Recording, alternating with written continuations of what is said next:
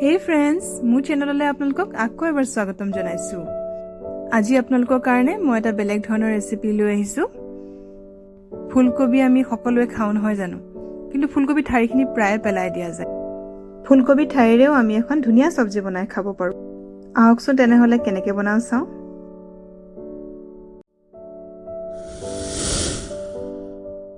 ফুলকবি ঠাৰিখিনি ধুই মেলি সৰু সৰুকৈ কাটি ললো, লগতে এটা আলু দিছো। প্ৰথমতে আমি কেৰাহীত অলপ তেল দি লৈছো। মই ইয়াত মাছৰ মাথা দুপিসো দিম বুলি ভাবিছো।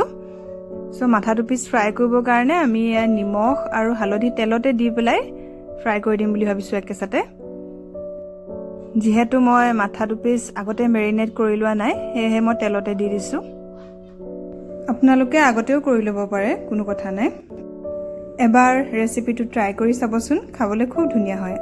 আৰু কেনেকুৱা পালে মোক কমেন্টত জনাব। এয়া আমি মাছ দুপিস দি দিছো।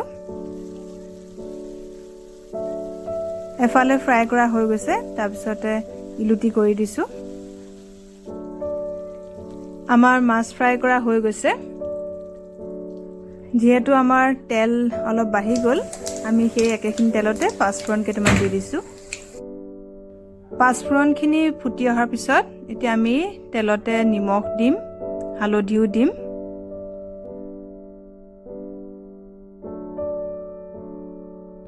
তাৰ পিছত আমি ফুলকবি ঠাৰিখিনিও দি দিছো। তাৰ পিছত আমি অলপ লৰাই দিম। লৰাই পেলাই অকমান দেৰি কাৰণে ঢাকি থম। অলপমান দেৰি পিছত এয়া আমাৰ সবজিখিনি অকমান জহি গৈছে। তেতিয়া আমি অকমান গৰম পানী দি দিম তাত, যাতে ঠাৰিখিনি সিজে, নহলে তলিয়াত লাগি যোৱাৰ চান্স আছে। তাৰ পিছতে আমি এয়া মাছৰ মাথাকেইটাও দি দিছো লগতে। মাজতে মই এটা কথা কওঁ, মোৰ ফুলকবিকেইটা সৰু সৰু আছিল, সেয়েহে মই 3টা ফুলকবিৰ পৰা মই ঠাৰি লৈছো। অলপমান নহৰু আৰু জালুক পিচি পেলাই দি দিছো আমি এতিয়া। তাৰপিছত আমি এইখিনি অলপ মিক্স কৰি দিম।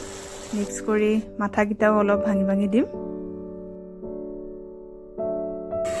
আকৌ আমি অকমান দেৰি ঢাকি থম। ঢাকি থৈ এয়া চাইছো সিজিল নে নাই।